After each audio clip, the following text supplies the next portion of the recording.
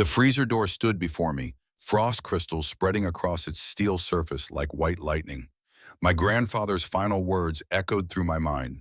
The answer is in the cold. I pressed my palm against the metal. It burned with a cold so deep it felt like fire. Behind this door was either everything or the final proof that I had been chasing a dead man's delusion. But I am getting ahead of myself. Let me take you back to where this all began, to the day I turned 19 and received two things that would change my life forever. Okinawa, June 1945. The rain fell like bullets, turning the red clay earth into rivers of blood and mud. I lay in a shell crater, my hands shaking, and in my soaked jacket pocket was a handful of beans. The old Japanese farmer had pressed them into my palm before he died, his eyes pleading even as the light left them. Inochi, he whispered. Life. I did not understand why then. I would not understand for 60 years. But those seeds, those tiny promises of tomorrow, would become the price of my salvation and the weight of my damnation. I found these words in my grandfather's war journal, written in handwriting that trembled with age and guilt. I was sitting on a Greyhound bus at 2 in the morning, somewhere between Chicago and the Nebraska border, when I first read them. The bus smelled of diesel fumes and recycled air.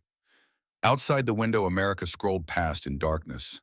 Cities gave way to suburbs. Suburbs dissolved into farmland. And I, Ethan Miller, 19 years old and alone in the world, was running toward a mystery I did not yet understand. My name is Ethan Miller. 3 days ago, I aged out of the foster care system. 3 days ago, I sat in a gray office in Chicago while a woman named Maria Vasquez, a caseworker with kind eyes and too many files on her desk, slid a large manila envelope across the table toward me.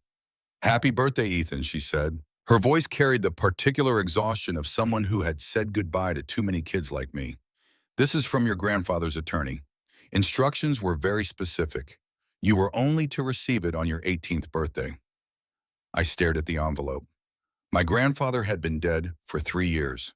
Samuel Miller, Marine Corps veteran, botanist, the man who raised me from age 10 to 16 after my parents died in a car accident that I still could not think about without my chest tightening.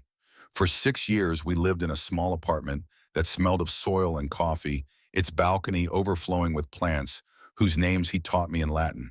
Then he got sick. Everything fell apart so quickly it felt like drowning. The apartment was lost. His belongings were sold to pay debts I did not understand. And I was handed over to a system that saw me as a case number, not a person. Maria watched as I opened the envelope with fingers that would not stop trembling. Inside was a heavy brass key, old-fashioned and solid. A one-way bus ticket to a town called Havenwood, Nebraska. A piece of paper with an address written in my grandfather's shaky handwriting. Route 47, Lot 23B. And below that 5 words, the answer is in the cold. Protect the covenant. The signature read simply, SM. There was also a photograph. Black and white, the edges worn soft with age. 5 young men in Marine Corps uniforms stood in front of what looked like a rice field, their faces impossibly young, impossibly alive. My grandfather stood second from the left. I had never seen him look like that. Lean, strong, unbroken by time. On the back, someone had written Okinawa, June 1945. The lucky 5. Maria leaned forward, her voice gentle but firm. Ethan, I pulled up that address. It is a condemned property outside a dying town of maybe 200 people. There is nothing there for you. Let me help you find transitional housing. We can get you your GED, find you work. She tapped the envelope with one finger. This is a ghost chase. I looked at the photograph again. 5 men who believed they had a future. I thought about my grandfather's last days in the hospital, how he had made me lean close, his breath rattling in his lungs, and whispered words that made no sense then and barely made sense now. Do not let them take it all, Ethan. Protect the heart of what I had asked. But he only squeezed my hand and closed his eyes. I made a promise, I told Maria. That is all I have left of him.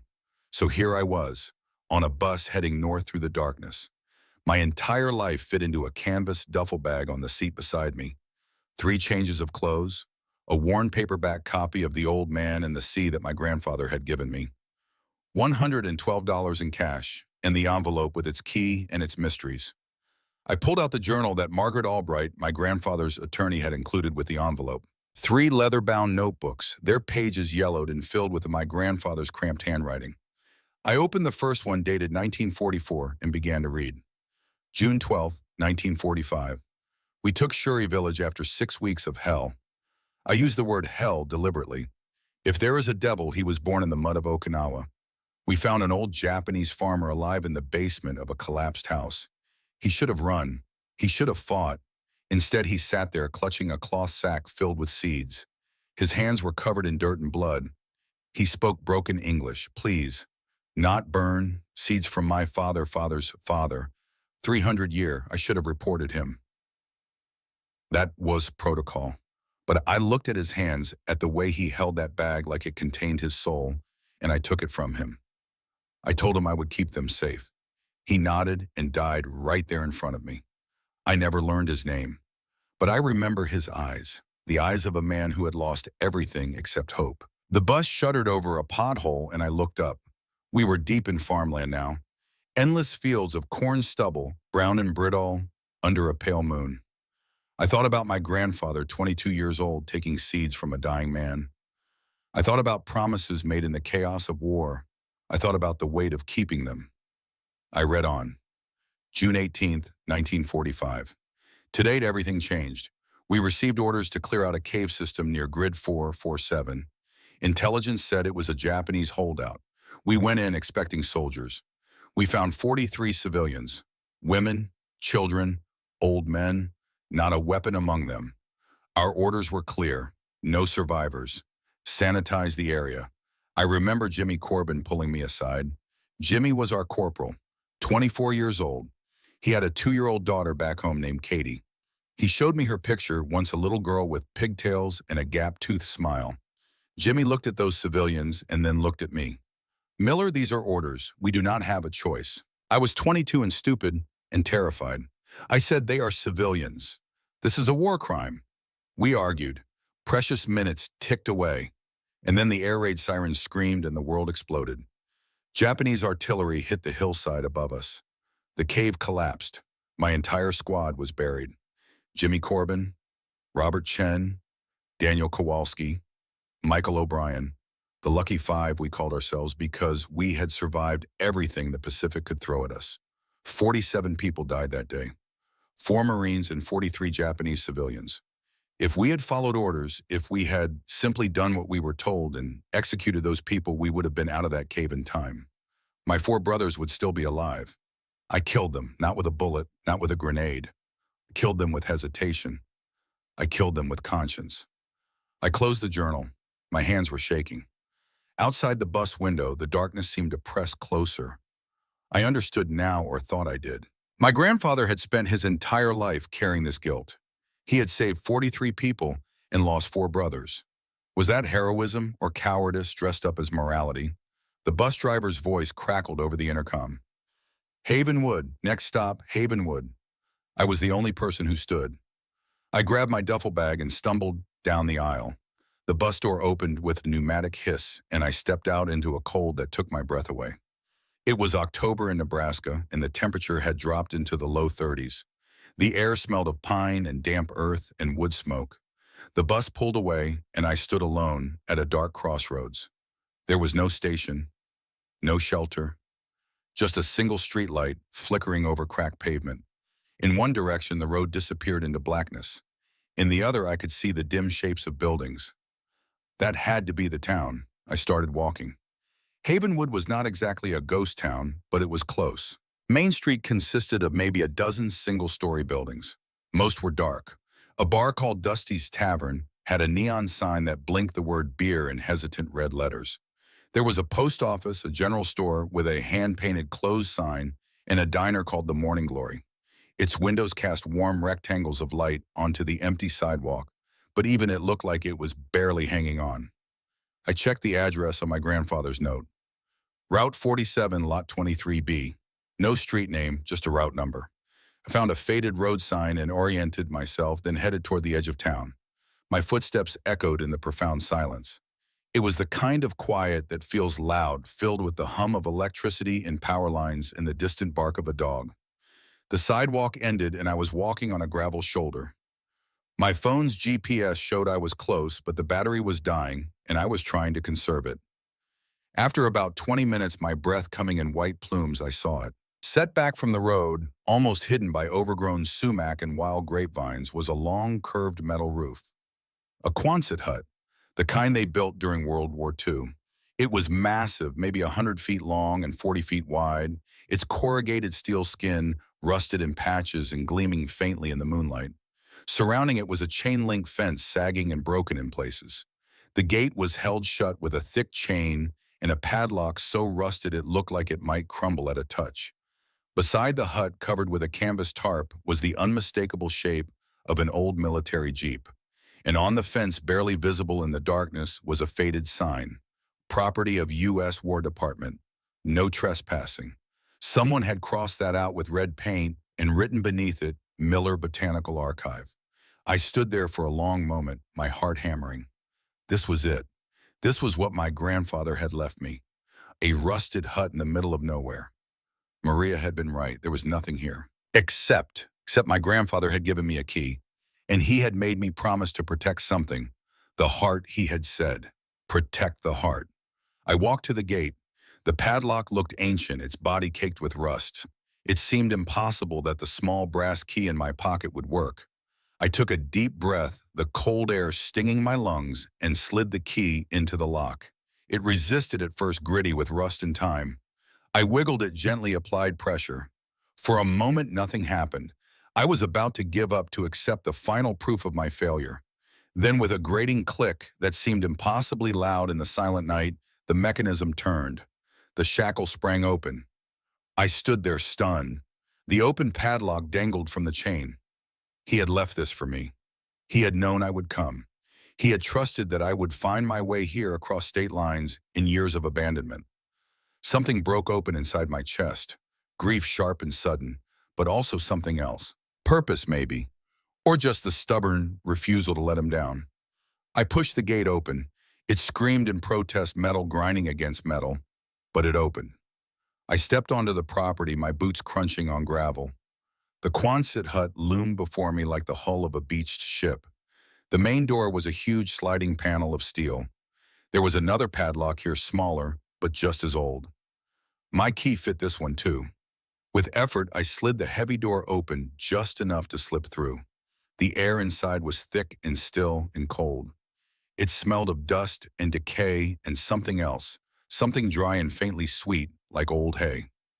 I fumbled for my phone, turned on its flashlight. The beam cut through the darkness and revealed something I could not immediately comprehend.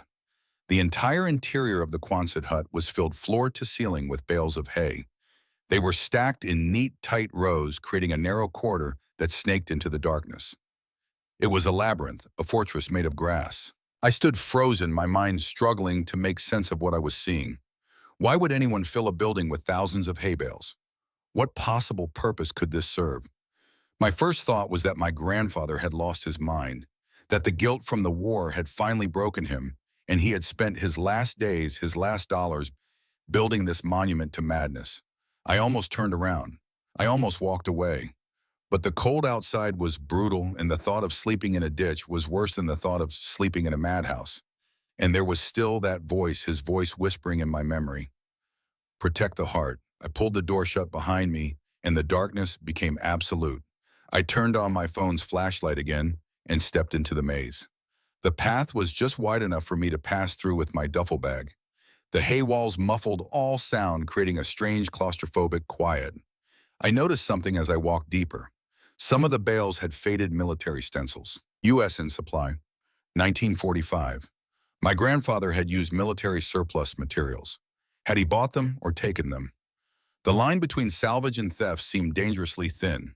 The path twisted and turned, deliberately confusing. I followed it for what felt like an eternity, but was probably only 5 minutes. Then it opened into a small, clear space in the very center of the building. My flashlight beam swept across the area, and my breath caught. It was a room, a small, livable space carved out of the hay. Against one wall was a metal frame cot, military issue, with a thin mattress and a neatly folded wool blanket. Next to it was a wooden crate serving as a nightstand.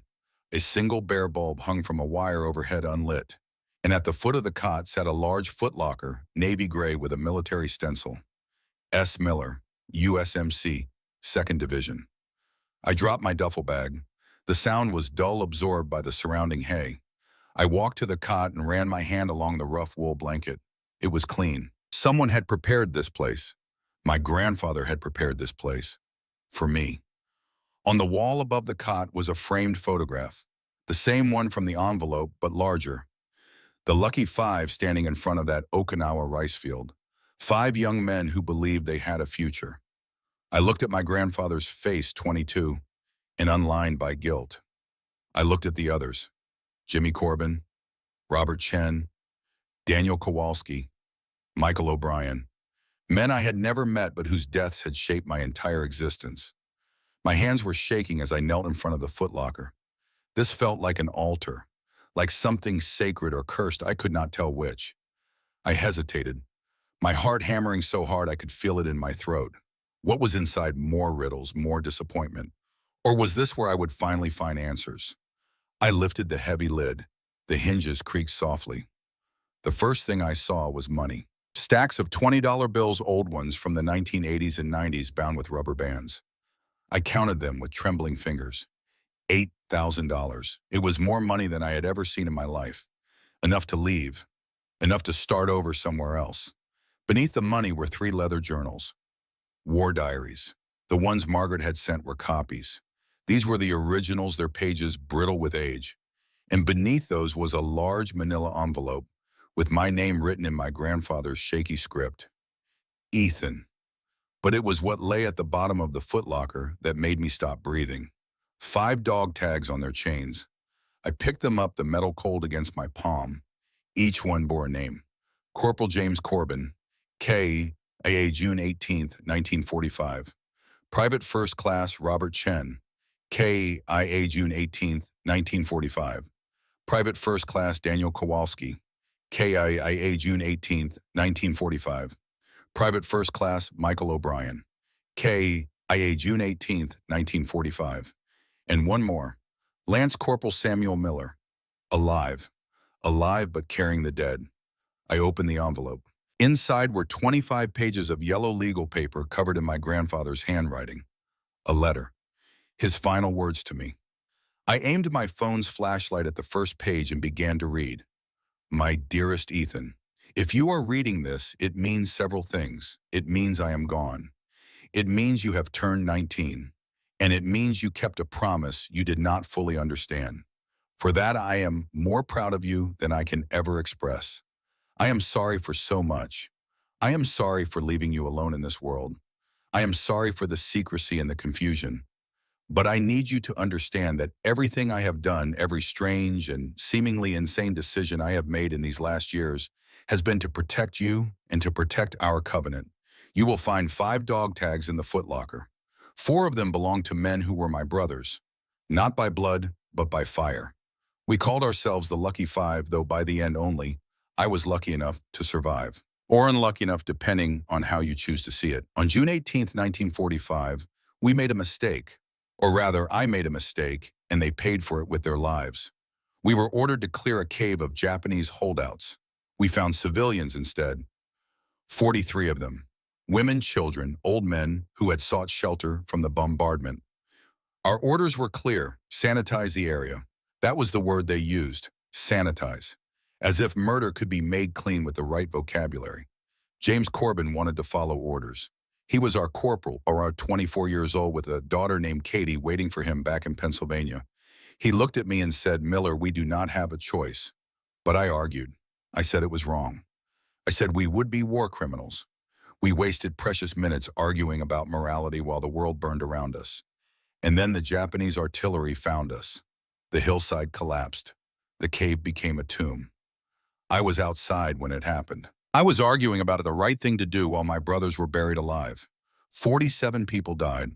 The 4 best men I ever knew and 43 innocents who were caught between 2 armies. Do you understand, Ethan?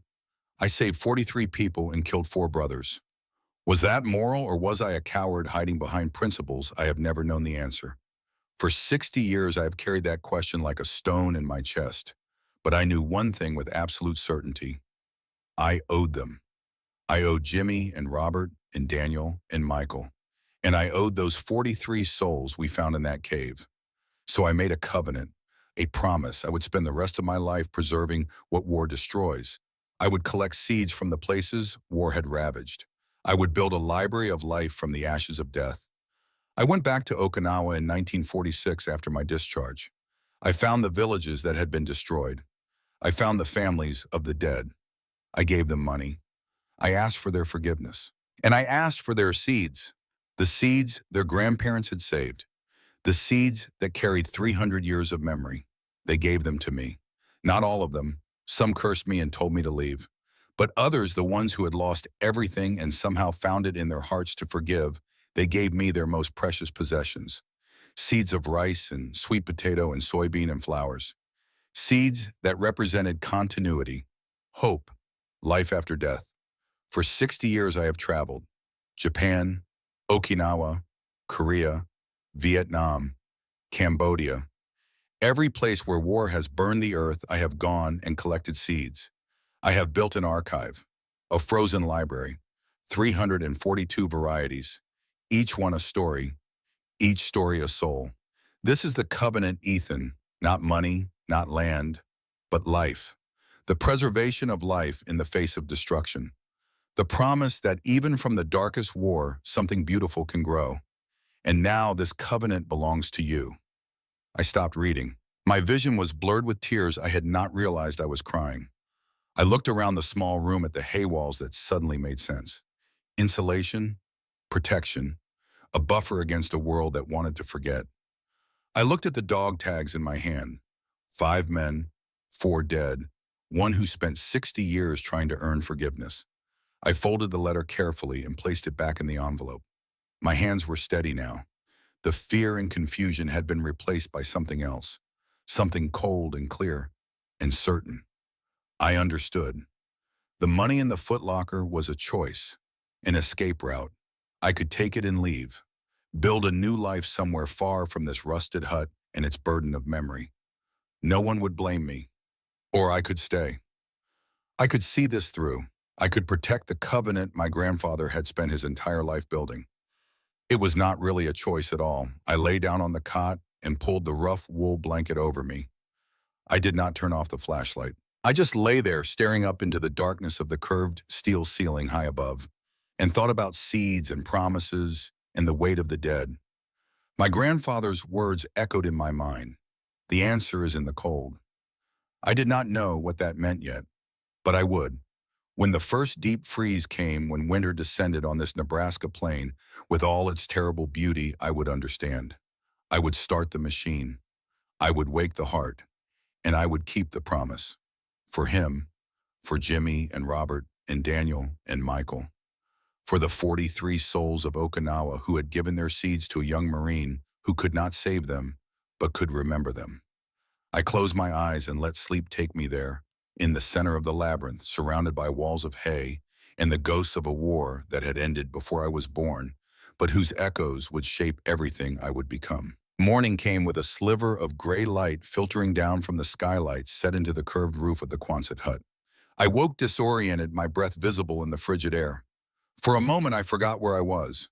Then I saw the hay walls, the footlocker, the photograph of 5 young Marines, and it all came rushing back. I dressed quickly, pulling on every layer I owned.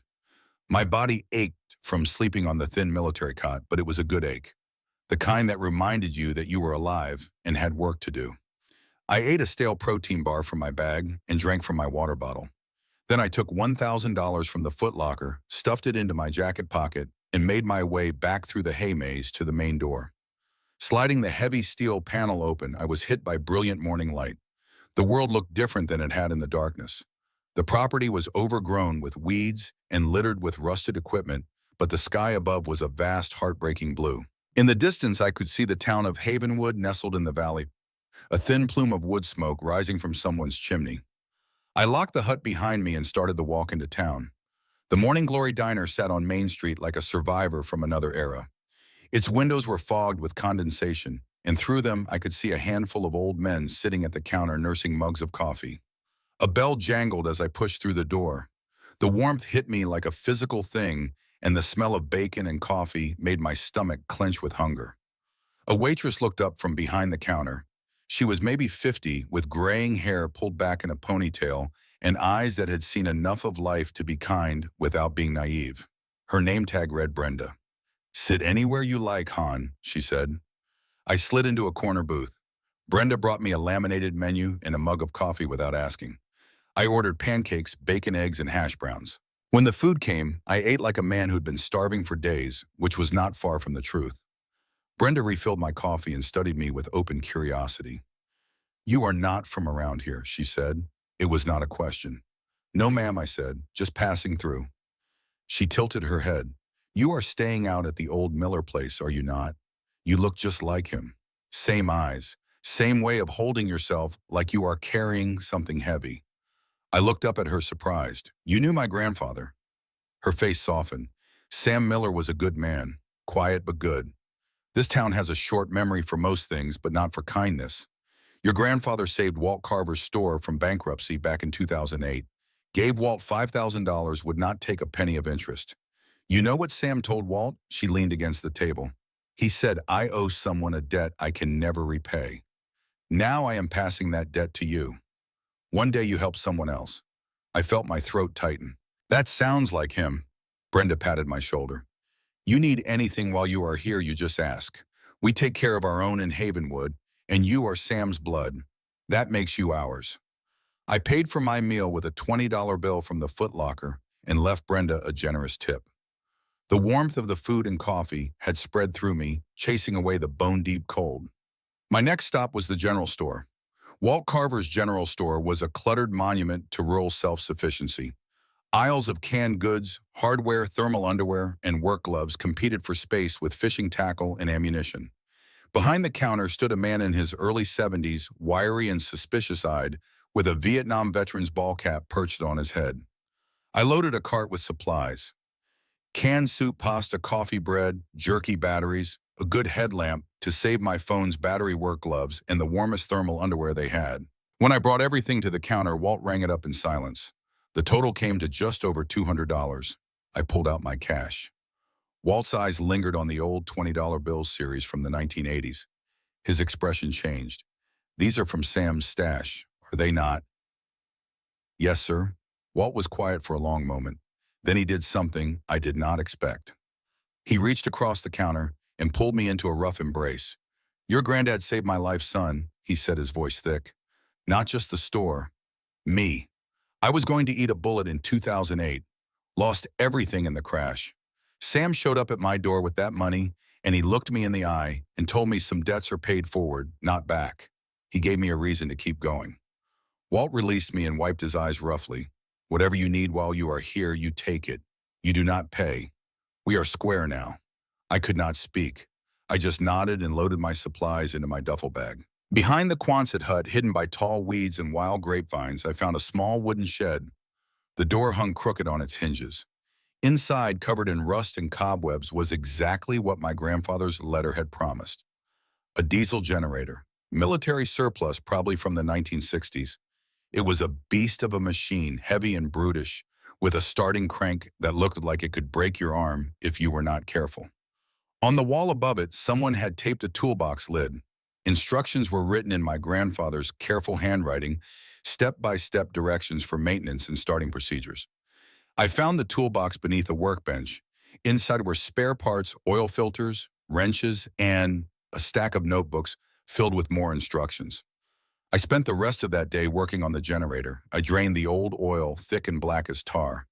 I cleaned the fuel lines with rags until my hands were stained with grease. I replaced the spark plugs with new ones from the toolbox. The work was hard, and my knuckles got scraped and bloody, but there was something meditative about it. Something that quieted the chaos in my mind. As I worked, I thought about my grandfather doing this same work. His hands touching these same tools. Building something that would outlast him. Preparing for a future he would never see. That evening, I read more of his journals by the light of my headlamp. March 15th, 1960. I met Jimmy Corbin's widow today. Her name is Patricia. She has a daughter, Katie, who is 17 now. Beautiful girl, Looks just like Jimmy. I gave Patricia an envelope with $200 and told her it was from a veterans fund. She does not know the fund is just me putting money aside every month from my salary at the university. Katie is going to college in the fall. Harvard. Full scholarship, but she will need money for books and living expenses. I will make sure she has it. Jimmy would have wanted that. Jimmy would have wanted his daughter to have every chance in the world. It is the least I can do. It is so much less than I owe. I closed the journal and sat in the darkness of my small room. My grandfather had spent decades quietly paying a debt that could never truly be repaid. Money to the families of the men who died. Money sent anonymously through shell companies and false funds so no one would know the source. So no one would ask questions. And somewhere in all those transactions, he had created a paper trail, a vulnerability that someone could exploit. On the 8th day, as I was hauling diesel fuel from the town's only gas station in 5-gallon cans that made my shoulders scream with pain, I saw a black Escalade with tinted windows pull up to the gate of the property. My blood went cold.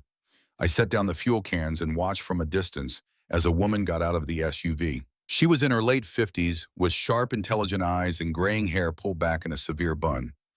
She wore a dark Panas suit that spoke of courtrooms and boardrooms. She stood at the gate looking at the new padlock I had installed, then at the Quonset hut. After a moment, she pulled out her phone. My phone buzzed in my pocket. Unknown number. I let it go to voicemail.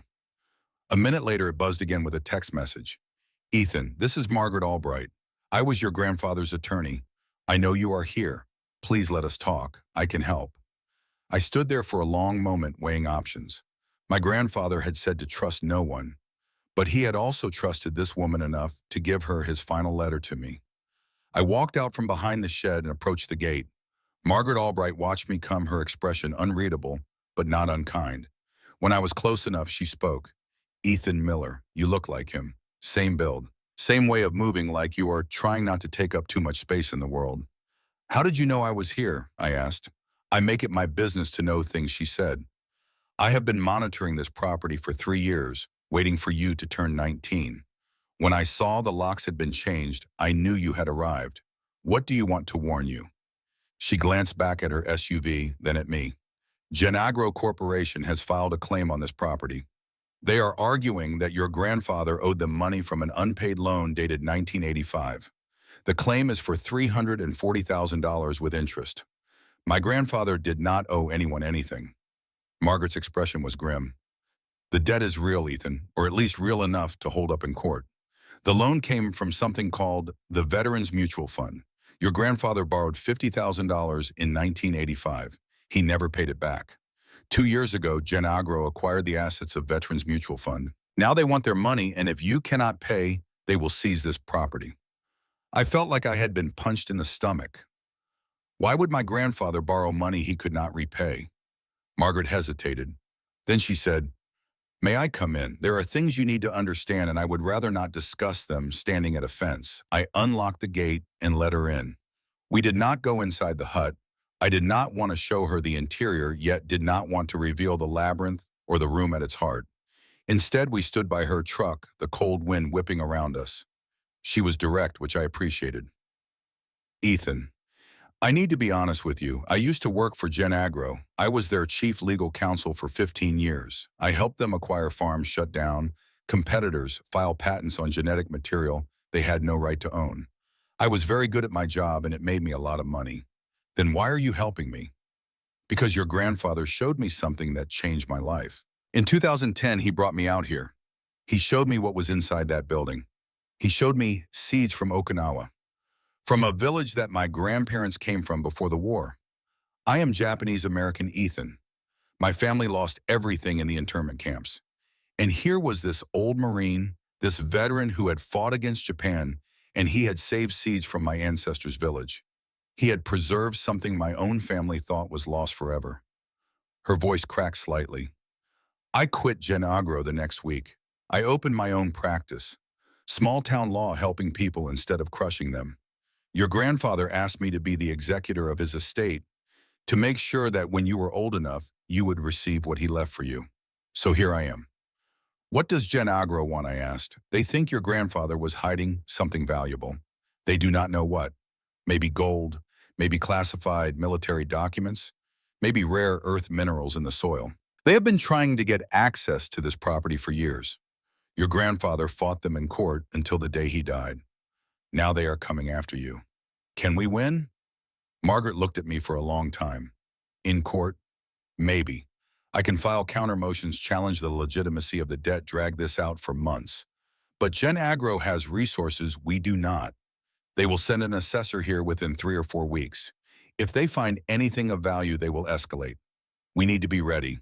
She handed me her business card. Call me when you are ready to fight, she said. Your grandfather set up a small trust with me, enough to cover fuel, food, legal fees. You do not have to use your own money. He thought of everything, Ethan. Every detail. As she drove away, I looked at the business card in my hand. Margaret Albright, attorney at law, and below that, a handwritten note. He was proud of you, even before you knew what you were protecting. The weather forecast came 3 days later. An Arctic blast was sweeping down from Canada. The meteorologists were calling it a polar vortex. Temperatures were predicted to drop to 22 degrees below zero, with wind chills approaching -40. The deep freeze was coming. I worked with frantic energy. I hauled the last of the diesel fuel and stocked my small room with enough food to last 2 weeks. I tested the generator again and again, each time feeling my heart lift as the engine caught and roared to life. I reinforced the hay walls, stuffing loose stalks into any gaps I could find. I was preparing for something I did not fully understand, following instructions my grandfather had left like breadcrumbs through a dark forest. On the evening before the storm was set to arrive, I sat in the Morning Glory diner. Brenda brought me coffee and sat down across from me. The diner was empty except for us. That storm is going to be bad, she said. Do you have heat out at that place? I will manage, I said. Brenda looked at me with the kind of expression that mothers give to children who are too stubborn for their own good. Your grandfather, she said slowly. He saved 2 people during a storm like this back in 1996. Drove them to the hospital in that old Jeep of his when the ambulance could not get through. One of them was my sister. She had pneumonia. She would have died if Sam had not risked his life driving through a blizzard. She reached across the table and squeezed my hand. You are like him, too stubborn to quit, too proud to ask for help. But you listen to me, Ethan Miller. If that storm gets bad, if you need help, you call someone. Pride is not worth freezing to death. I will be careful, I promised. That night, the temperature began to drop. By 9 p.m., it was already down to 0. By midnight, it was -10 and falling fast. The wind howled around the Quonset hut like something alive and hungry. I dressed in every layer I owned, pulled on my work gloves, and walked out into the storm. The cold was unlike anything I had ever experienced. It did not just chill you, it attacked. It found every gap in your clothing, every inch of exposed skin, and bit down with teeth of ice. My lungs burned with each breath. My eyes watered, and the tears froze on my cheeks. I fought my way to the generator shed. The door had frozen shut, and I had to kick it 3 times before it gave way. Inside, I could see my breath in thick clouds. The generator sat waiting, dark and cold and stubborn. I checked the fuel. I primed the engine according to my grandfather's instructions. Then I grabbed the starting crank and pulled. Nothing. The metal was so cold it burned through my gloves. The engine did not even cough. I pulled again. Again. My muscles screamed. My hands went numb. The wind outside was a constant roar, and I could feel the temperature dropping. Further, could feel the world trying to kill anything foolish enough to be outside. I thought about my grandfather doing this. A man in his 70s, alone, fighting against machines and weather and time. I thought about promises made to dead men. I thought about seeds waiting in frozen darkness. I pulled the crank one more time with everything I had. The engine caught. It sputtered, coughed black smoke, and then roared to life with a sound like thunder. The noise was deafening in the small shed, but to me, it was the most beautiful thing I had ever heard. I let the generator run, warming up, while I stumbled back toward the hut. My hands were so numb I could barely feel them. My face was a mask of ice, but I was grinning like a madman. Inside the hut, I made my way to the back of the hay maze, to the solid wall of bales that I had not yet touched. According to my grandfather's letter, behind this wall was the heart of everything. The reason for the hay, the generator, the decades of secrecy. I began pulling bales away. They were heavy and stiff with cold, but adrenaline made me strong. I worked systematically creating a pile of discarded bales in the narrow corridor. My breath came in ragged plumes. After I had removed maybe 20 bales, I saw it. A door, massive and industrial, the kind you would find on a commercial walk-in freezer. It was flush with the wall, its existence completely hidden by the hay. Above it, I could hear a low hum. The refrigeration unit powered by the generator I had just started was working. I put my hand on the door's latch. The metal was so cold it burned even through my glove. I braced myself and pulled. There was resistance. The vacuum seal held for a moment. Then with a great sucking sound, it broke. The heavy door swung inward. A blast of air rolled out so cold it made the -20 temperature outside feel tropical. It smelled of nothing, the absolute zero smell of perfect preservation. Fog billowed around my legs as the moisture in the air condensed and froze. I stepped inside. The room was maybe 10 feet by 10 feet. The walls were lined with stainless steel shelves, and on those shelves, meticulously organized and labeled, were hundreds of glass jars. Each jar was filled with seeds. Different colors, different sizes. Black beans, striped corn kernels, mottled soybeans, white rice. I walked slowly along the shelves, my headlamp beam catching the labels. Okinawa purple sweet potato, from Mrs. Nakamura, June 1946. Shuri heirloom rice, last survivor of Village Grid 447, Naha soybean, gifted by Takeshi Chen, war orphan, 1947. Each label told a story. Each jar held a life, a memory, a piece of a world that war had tried to erase. But it was not just seeds. Along one wall were 5 shadow boxes, museum-quality frames mounted at eye level. Each contained a dog tag, a photograph, and a handwritten letter. I stopped in front of the first one. The dog tag read, Corporal James Corbin. The photograph showed a little girl with pigtails. Beneath it, in my grandfather's handwriting, was a note. Katie Corbin graduated Harvard 1966. Paid her tuition through Veterans Mutual Fund. She never knew it was me. She became a doctor. Saved lives. Jimmy would be proud. I moved to the next box. P.F.C. Robert Chen. A photograph of an elderly Japanese woman holding a handful of seeds. Found his sister in Tokyo, 1952. Gave her these soybeans from their family farm in Okinawa. She forgave me. Planted them in her garden. Life continues. Each box told the same story. A debt acknowledged. A life honored. Forgiveness sought and sometimes granted. In the center of the room, on a small metal table, sat a lacquered wooden box. I opened it with shaking hands. Inside, nestled on black velvet, was a dried sunflower and a packet of seeds. The label read, Helianthus Ethans Light, developed 2018. Beneath the packet was one final letter. Ethan, if you have opened this door, the machine is alive. The covenant is waiting for you. You have found 342 varieties of seeds. Each one is a story. Each story is a soul.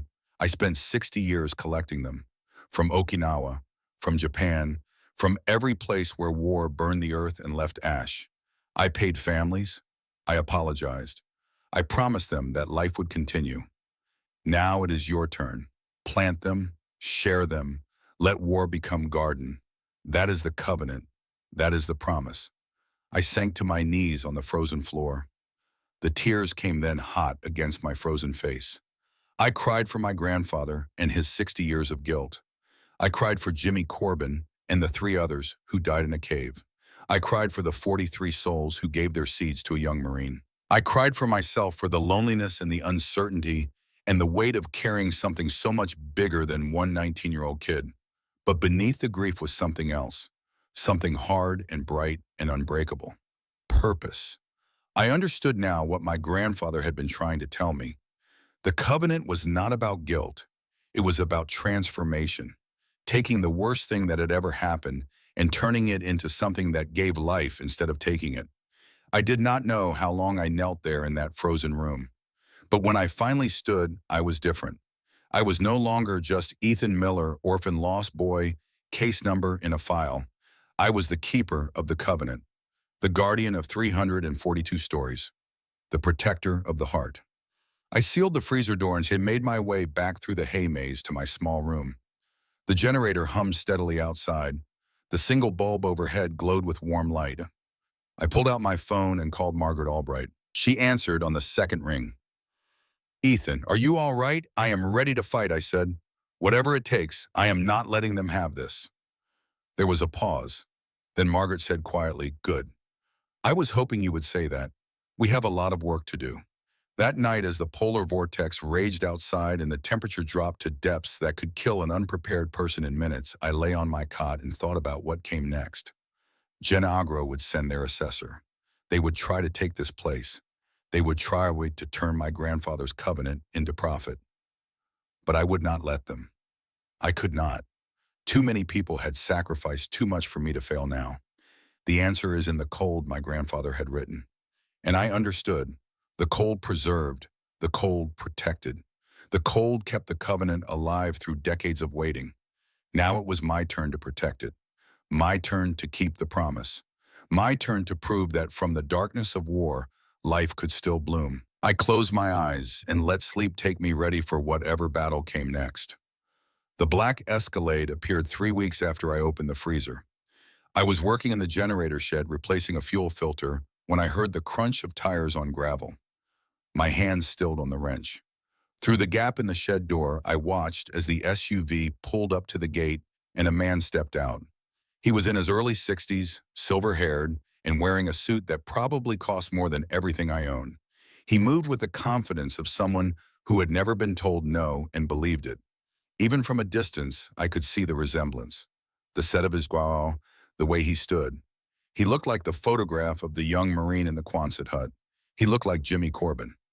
I set down the wrench and walked out to meet him. The man stood at the gate studying the property with eyes that cataloged everything and missed nothing. When he saw me approaching, his expression shifted to something that might have been surprise or recognition, or both. "Ethan Miller," he said. His voice was smooth, cultivated the voice of boardrooms and power lunches. "My name is James Corbin. I am the CEO of Gen Agro Corporation. I think it is time we had a conversation."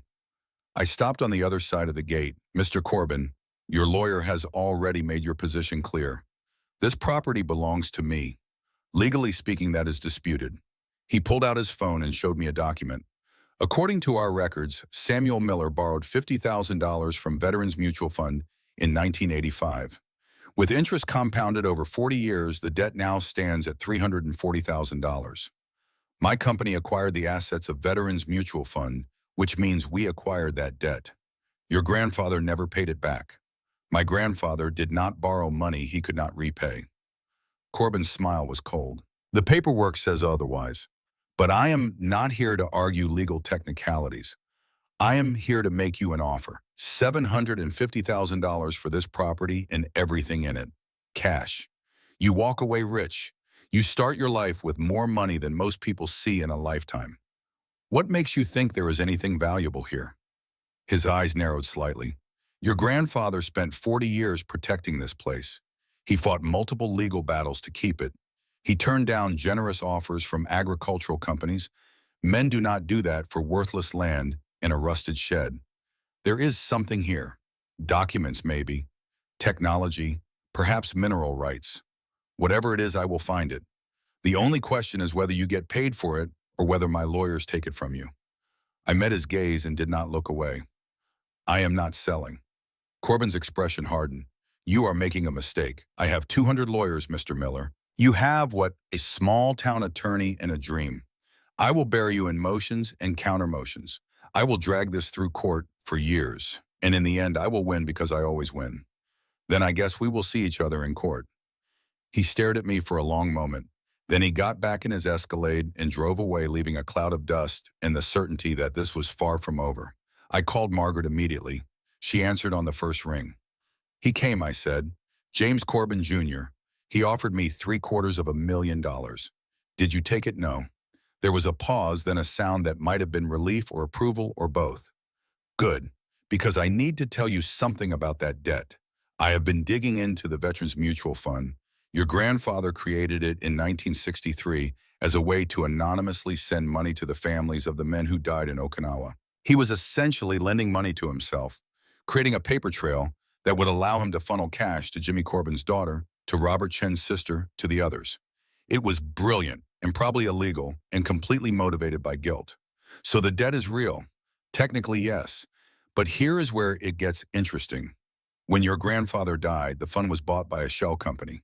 That shell company was later acquired by Genagro, which means James Corbin Jr., son of the man your grandfather was trying to help, now owns the debt created by your grandfather's attempt to take care of Corbin's family. The irony is almost painful. Does Corbin know Margaret was quiet? I do not think so. I do not think he knows anything about his father's connection to Samuel. If he did, this conversation would be very different. What do? We go public, Margaret said. We tell the story before Gen Agro can control the narrative. We make this about what it really is. A covenant, a promise kept across generations. We make James Corbin Jr. see his father's face in this fight. Over the next 2 weeks, Margaret orchestrated a campaign that felt simultaneously too small and too audacious. She contacted local newspapers, farm radio stations, anyone who would listen. She framed the story carefully.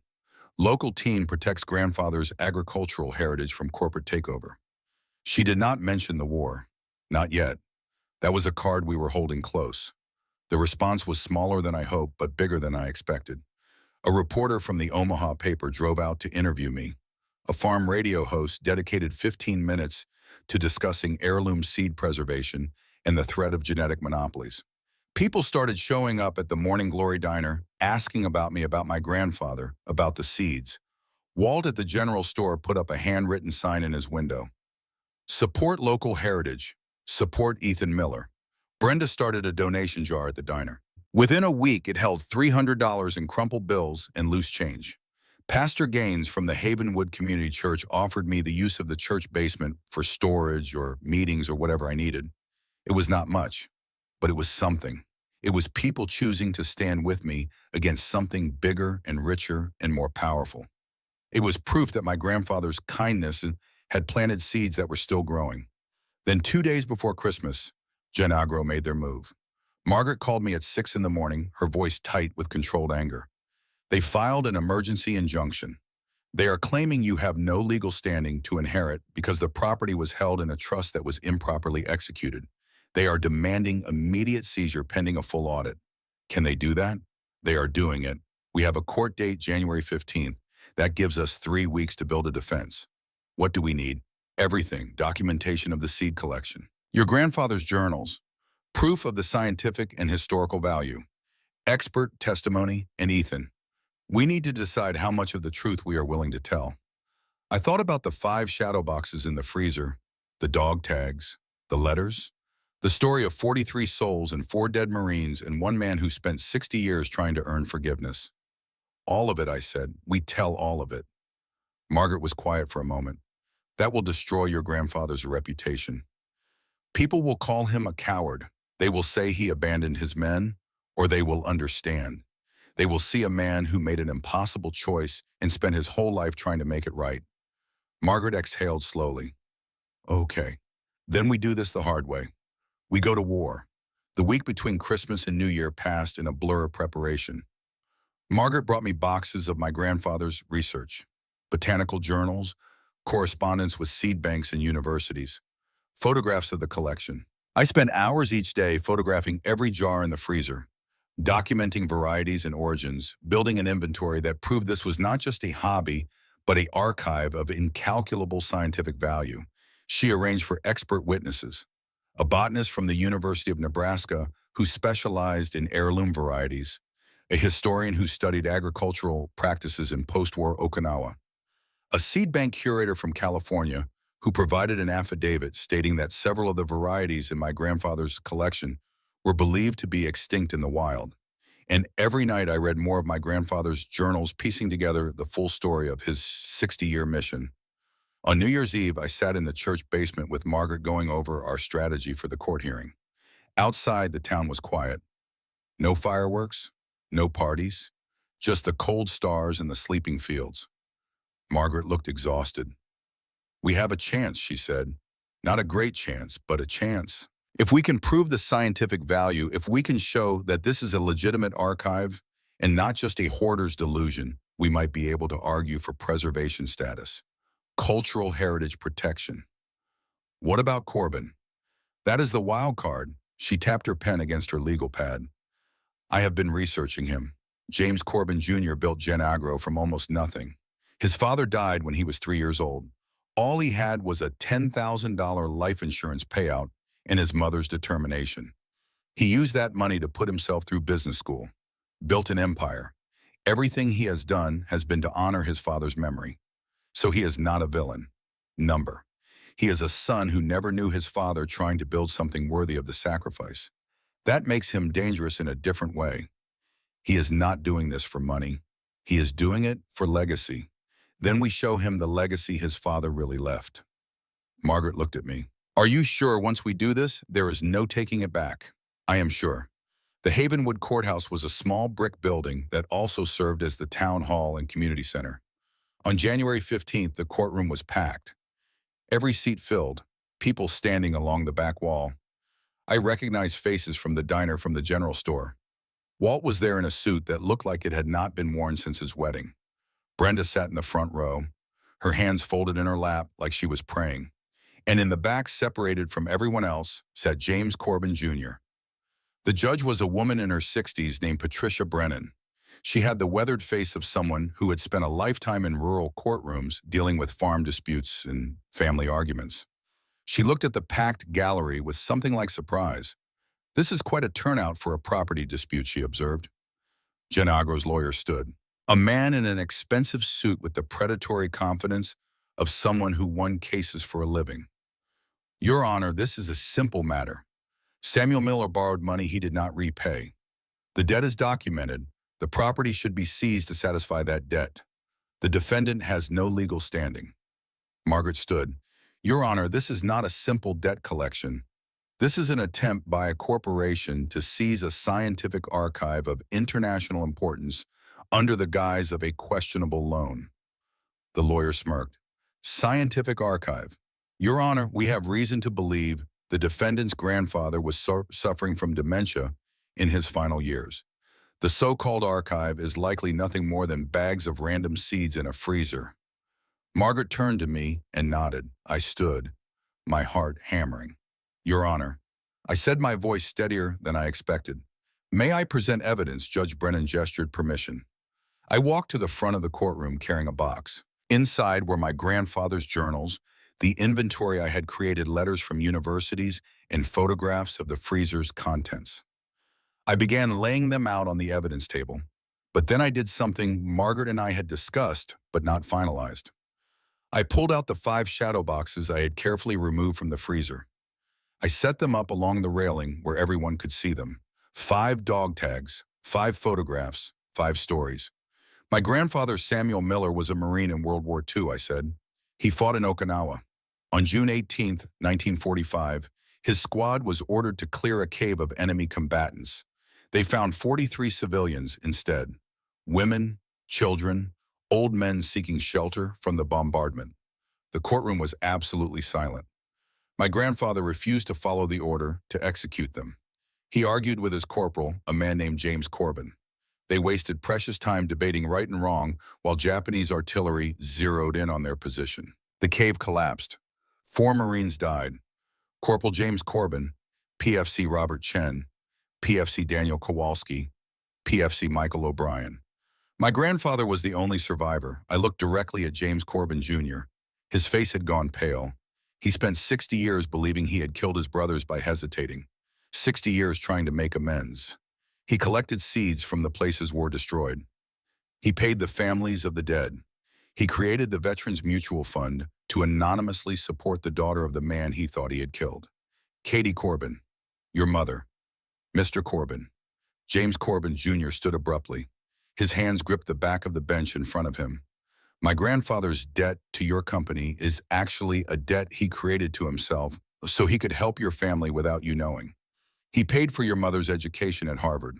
He sent money every month for 20 years. The $10,000 in life insurance your father left, your grandfather turned it into hundreds of thousands through his guilt and his love.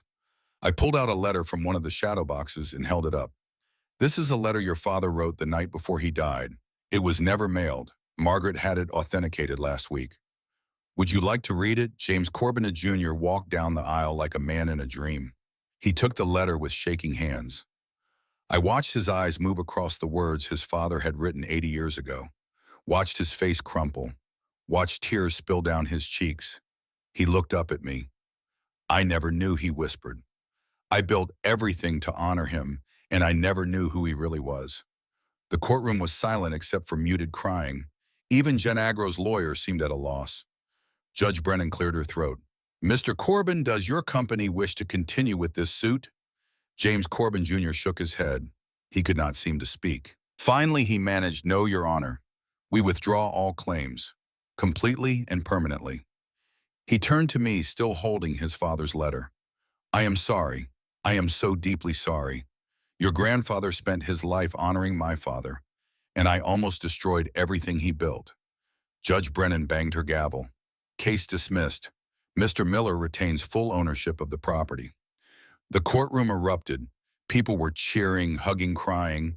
Walt pulled me into a bear hug that nearly cracked my ribs. Brenda was openly weeping. Margaret stood off to the side, allowing herself a small smile of victory.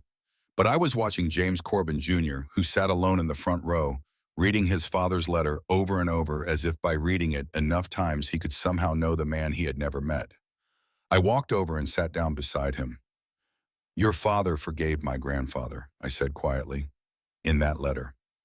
He said my grandfather had a conscience, and that was rare and valuable. Corbin looked at me with red-rimmed eyes. I spent 40 years building Jenna Grow to honor a man I never knew. I thought he would want me to be successful. Rich, powerful, maybe I said. Or maybe he just wanted you to be good. Spring came to Nebraska with the slow inevitability of seasons. The snow melted, the ground thawed, and on April 1st I stood in a cleared patch of earth behind the Quonset hut holding a packet of seeds. 200 people had gathered for what Pastor Gaines called the covenant planting ceremony.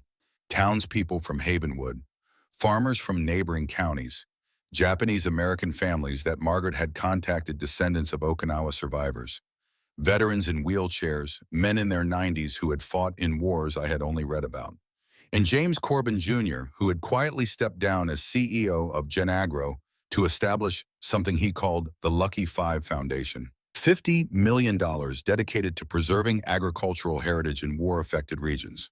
His first grant went to the Miller Seed Sanctuary, which I had officially incorporated as a nonprofit 3 weeks earlier. I knelt in the soil, the rich earth, dark and ready. In my hand were the seeds from the wooden box, Helianthus Ethan's light, the sunflowers my grandfather had developed and named for me before I was old enough to understand what that meant. I planted 6 seeds in a circle, one for each of the Lucky Five Marines, and one for my grandfather who had carried them all. Margaret stood beside me along with Sarah Chen, her niece, who had volunteered to help catalog the seed collection.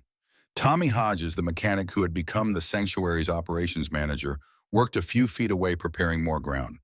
Walt and Brenda had opened a small gift shop in the renovated Quonset hut selling seed packets, with all proceeds going to the sanctuary. As I covered the seeds with soil, I thought about my grandfather's hands doing this same work, planting hope in the ground, trusting that something beautiful would grow from darkness.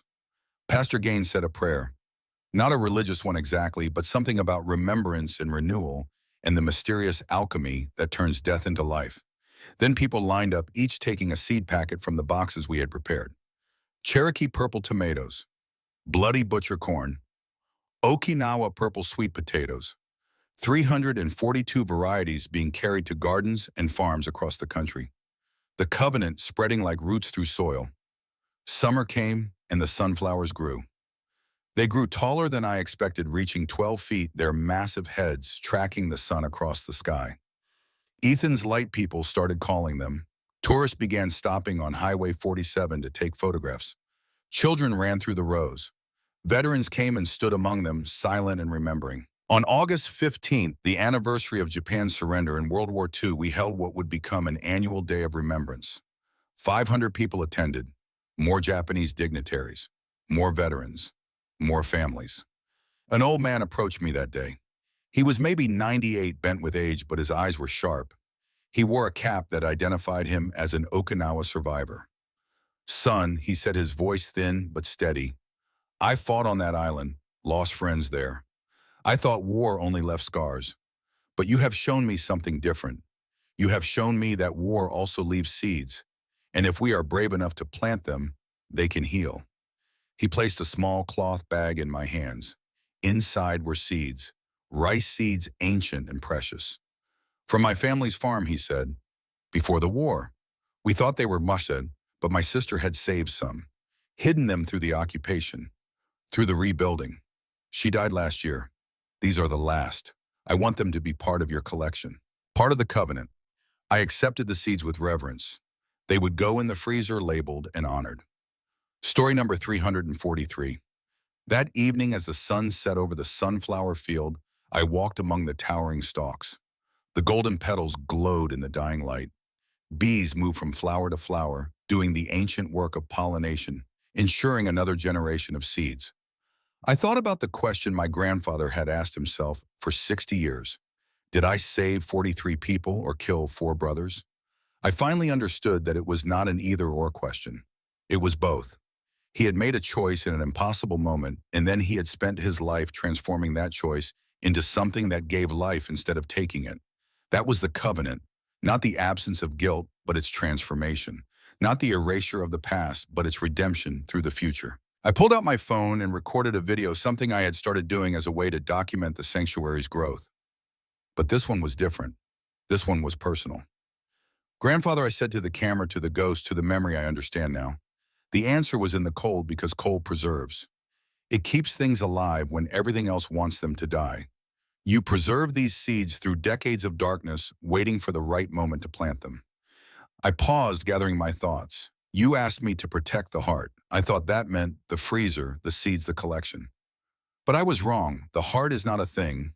It is a promise. The promise that even from the worst moments, even from the darkest wars, life can bloom if someone is brave enough to tend it. I am tending it, grandfather. The covenant lives, and it is growing. I ended the recording and put my phone away. In the distance, I could see the Quonset hut, its renovated exterior gleaming. The sign we had erected read, "Miller Seed Sanctuary, the Covenant Garden, established 2024, in memory of the Lucky 5 and the Okinawa 43. May life grow from war." Sarah was waiting for me at the sanctuary office, a stack of seed requests that had arrived in the mail. Over 100 packets would go out next week. To community gardens in Detroit, school programs in Oregon, small farmers in Vermont. The seeds were traveling, carrying their stories, planting hope in soil that had never known war but needed the memory of survival. James Corbin Jr. had sent a letter that morning. The Lucky 5 Foundation had funded 12 new seed preservation projects in Vietnam, Cambodia, Iraq, and Afghanistan. He was learning, he wrote, to honor his father not through conquest but through cultivation. Not by taking, but by giving. Tommy was closing up the gift shop. Walt and Brenda were counting the day's receipts. Margaret was on the phone with a university in Japan that wanted to partner with us on research. And I, Ethan Miller, 20 years old, orphan keeper of the covenant, stood among sunflowers taller than houses and felt something I had not felt since my parents died. I felt like I belonged. Not to a place, but to a purpose. Not to a building, but to a promise that stretched back through my grandfather to 5 Marines, to 43 souls, to seeds that remembered when the world was whole.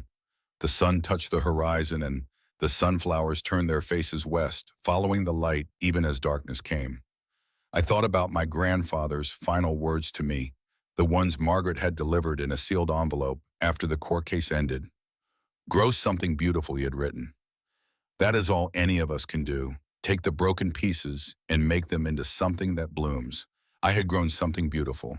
We all had. From frozen seeds and old guilt and the courage to tell the truth, we had grown a garden. From war, we had grown peace. From death, we had grown defiant, impossible, glorious life. The covenant was kept. The promise was honored. And every seed we sent into the world carried that message forward. That even in the coldest winter, even in the darkest war, even when everything seems lost, there are seeds waiting. Seeds that remember how to grow. Seeds that promise that spring will come again, and with it, the green and growing hope of life that refuses to surrender. I walked back to the sanctuary as stars began to appear overhead. Tomorrow I would plant more. Tomorrow I would send more packets into the world. Tomorrow I would continue the work. But tonight I allowed myself to simply stand in the garden my grandfather had dreamed and I had made real and feel the weight of the covenant not as a burden, but as a gift. The answer was in the cold. But the future, the beautiful, blooming, impossible future, was in the warmth of soil and sun and seeds breaking open to reach toward light. That was the covenant. That was the promise. That was the legacy I would carry forward, planting hope one seed at a time, until my own hands were too old to work the soil, and I passed these stories to whoever came after. The garden from war would keep growing, the frozen covenant would keep blooming, and life stubborn and beautiful and determined would continue.